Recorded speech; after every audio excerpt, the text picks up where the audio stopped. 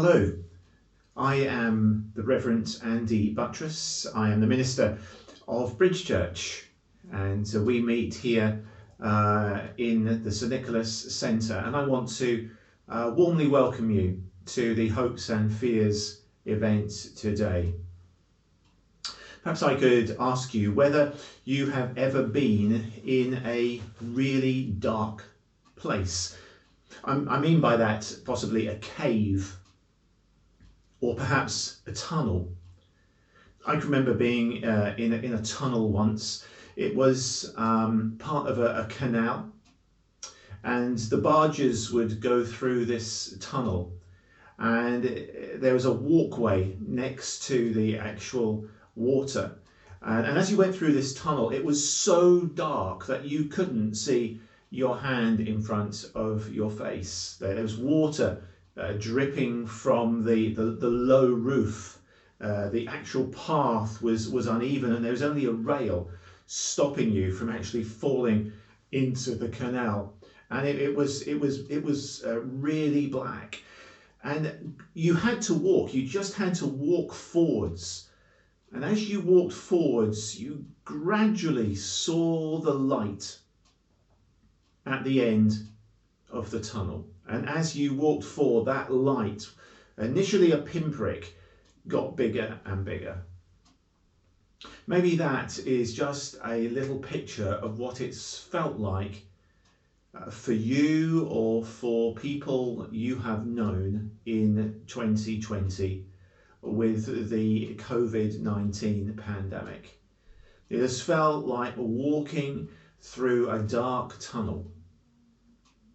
And maybe at times there hasn't been any sense of light, but gradually as you've walked forward, or people you know have walked forward, there has been a pinprick of light that has got, hopefully, a bit bigger.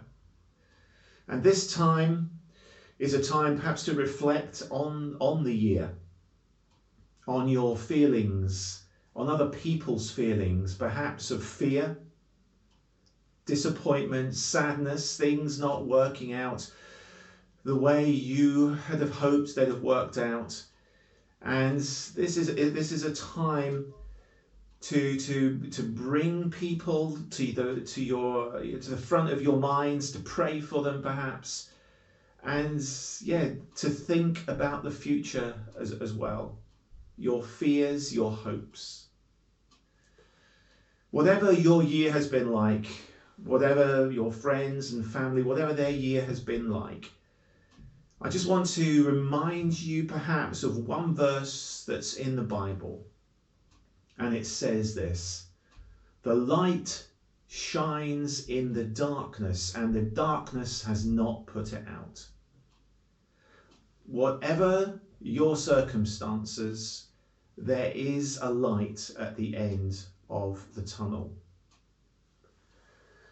And when it comes to Jesus's life, no one has been able to put out the light in his life, not while he was alive, not by crucifying him.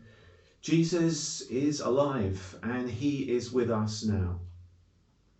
He is the light of life. He didn't just bring a light into the world, he is the light of the world. And this Christmas, I pray for all of us that the light of Jesus, the presence of Jesus himself, would flood our lives with his light, with his life, with his goodness, with his joy. And however hard it has been, however difficult, whether we still fear, are still disappointed, or are still sad, something of Jesus' love and life will be ours this Christmas. So may you know the reality of the light shining in your life that will never be overcome and never be extinguished.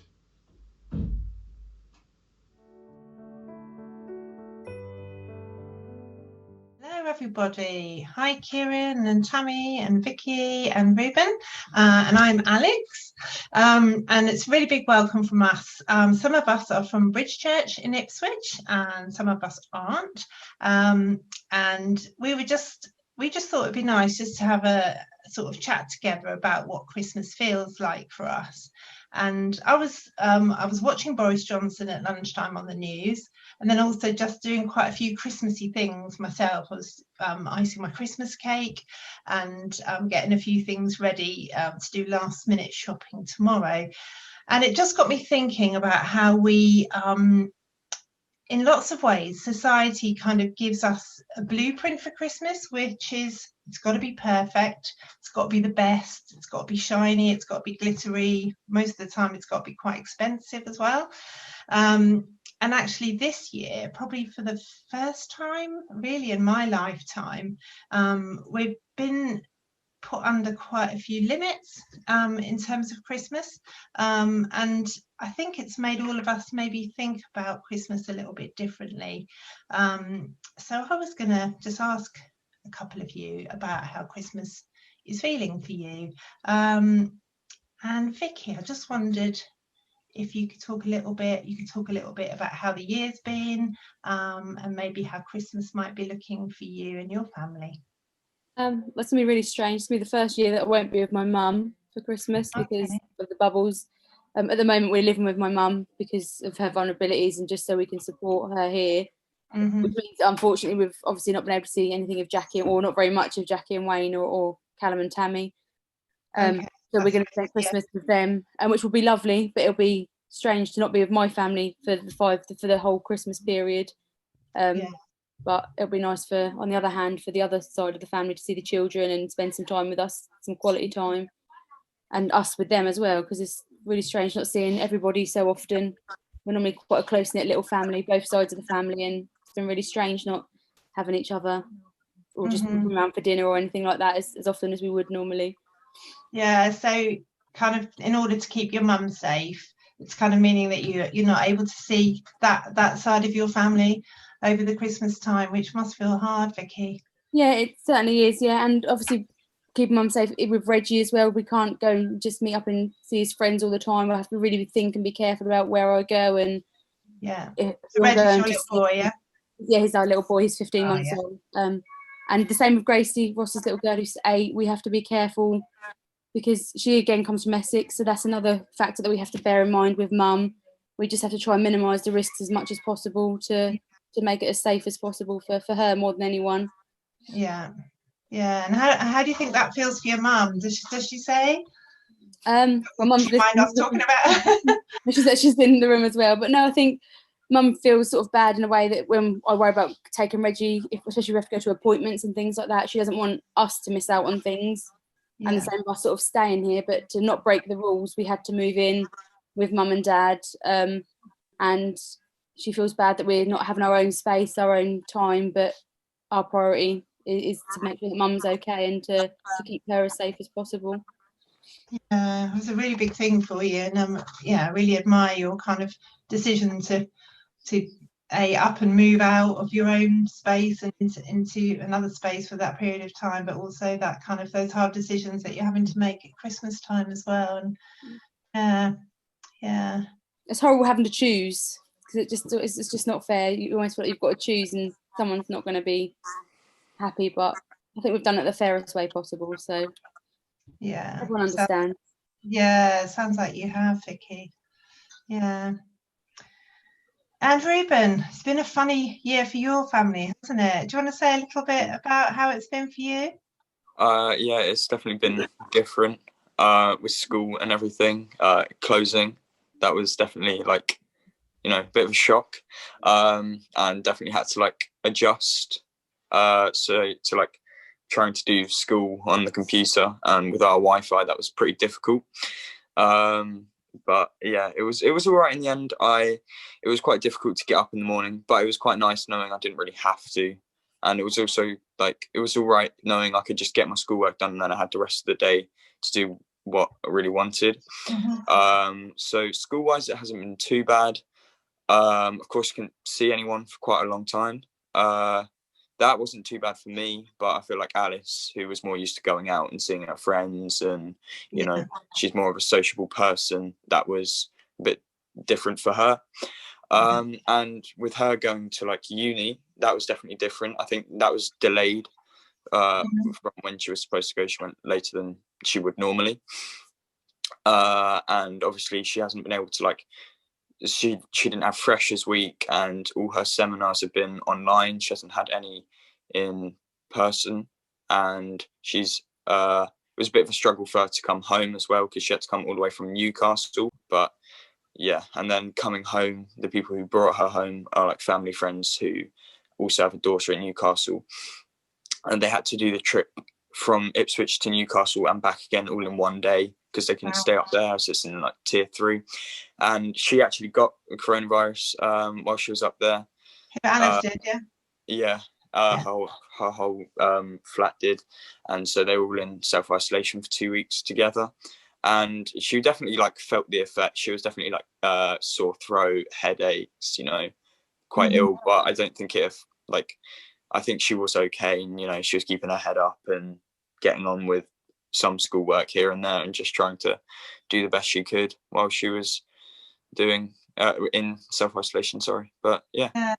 Gosh, that must have felt really hard for you as her family, with knowing that she had it and being so far away. I mean, we FaceTimed her like once a week usually, or maybe twice a week sometimes, you know, as a family. So got to talk to her, so that was good. And now she's back. It was definitely different without her. You know, there wasn't someone singing 24/7 really loudly, but which is quite nice to have a break. But you know, it definitely felt different. No, so I bet you're pleased to have her home. In a way. Well, for a few weeks, and then you'll be ready to get rid of her again. Yeah. Oh, cheers, Ruben. And I could see you listening intently to that, Kieran, because you've had a bit of experience of that in your family too, haven't you? My brother, I have a twin brother, so he's been at uni second year now. Okay. So he went away to Warwick, and but not as bad as Alice, because obviously it's Alice's fresher year, but Sam's fortunate enough to be in second year, so he knows what's going on. But yeah, it's never nice when we're apart. No. Yeah, because we have a really good relationship, and obviously we've grown up together, gone through most things together. Yeah. Do you have that twin thing? Whatever the twin thing is? Well, I think we possibly do. It's probably not as mysterious as everyone thinks. No. Sometimes he finishes my sentences sometimes. Or if it's like a group setting and anyone can contribute, he always says what I'm thinking, that kind of thing. Okay. Gosh, how lovely. Yeah, really nice. So how does Christmas feel for you, Kieran? Yeah, I'm excited, of course, but I can't pretend that my situation's that bad, but obviously COVID has proposed a few setbacks. I think personally the biggest one's probably our grandma. She's actually in a care home. Mm-hmm. And actually I've never been able to see her in the care home. Okay. And she has dementia as well. So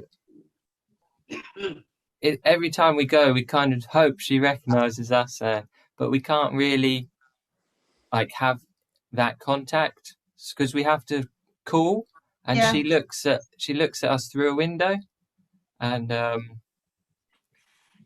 guess we never really know how much she takes in, and we can only see her once a week. So yeah, I guess that's sad.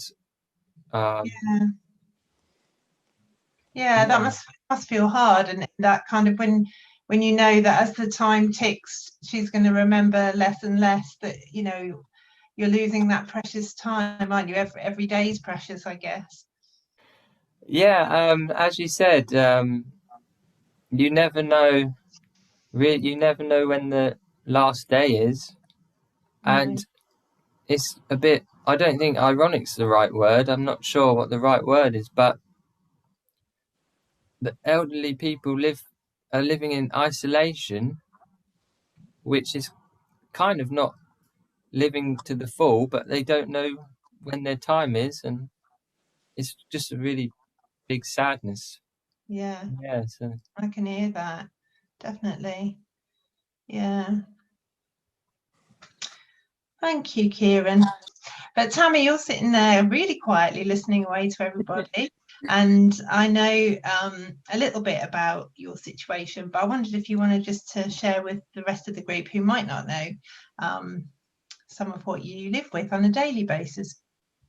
Yeah, well, I live with MS, which is multiple sclerosis. And so I've been I haven't been told to shield, but I've been trying to shield as best as I can, because I just don't want another illness on top of an illness. And I've also developed alopecia while we've been in lockdown. And I think that's possibly to do with the stress, probably, of just not knowing anything or not being able to go anywhere. As much as I'm an introvert, I have actually missed seeing people and probably being with family. Yeah. Like sort of extended family, and just having that kind of space, because although we've been on our own, we've been a family, and there hasn't been a lot of time for space to be on my kind of own and be that sort of introvert who likes to have a bit of downtime and just kind of get rid of all those busy thoughts. So yeah, so I think all the stress has brought on a bit of alopecia, unfortunately. And I'm sorry to hear that. But yeah,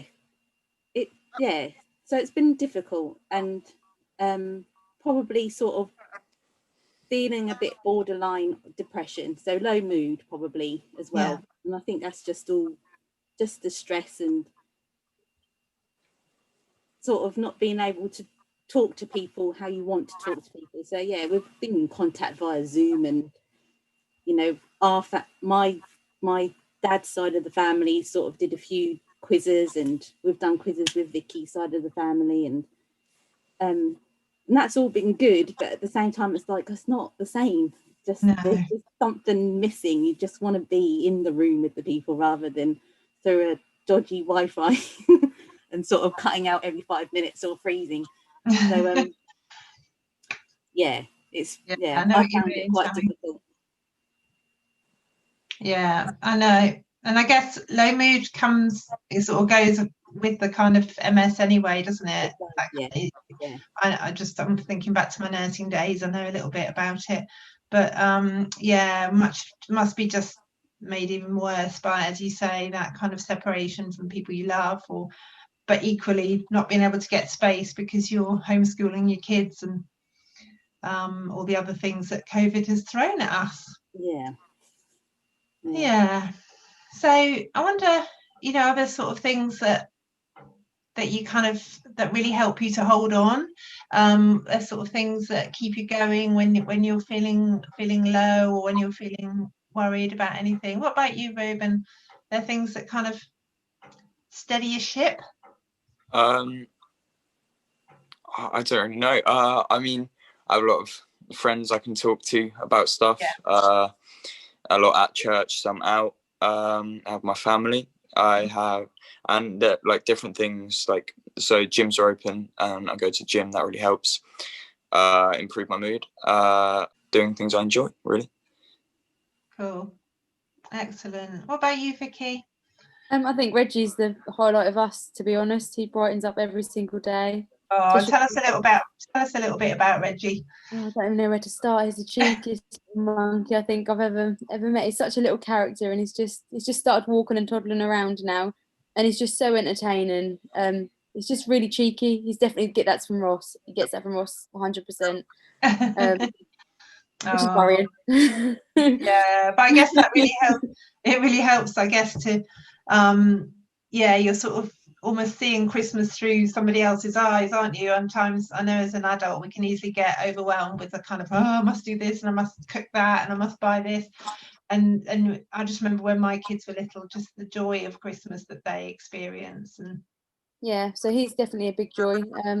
He brightens up everyone's day, my mum and dad as well. Like he's just he brightens up everything. And yeah, unfortunately they're not going to see him at Christmas this year, but they've seen him every day for the last few months while we've been in lockdown. So they have had the best of him and watched him sort of learn to walk and things like that. So yeah, it's just watching him grow and being such a happy little chap, even after his little accident yesterday when he got spilt all hot tea over him, poor little chap. He's now today, he's been sort of bouncing back to him.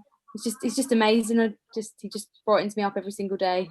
Oh, how wonderful. Wonderful. Yeah, what about you, Kieran? Well, yeah, definitely my faith in God. Yeah, like when I feel anxious or depressed, or I mean, I don't really get depression, but I get those feelings sometimes. Yeah, definitely the knowledge that God has a plan, that He sees me.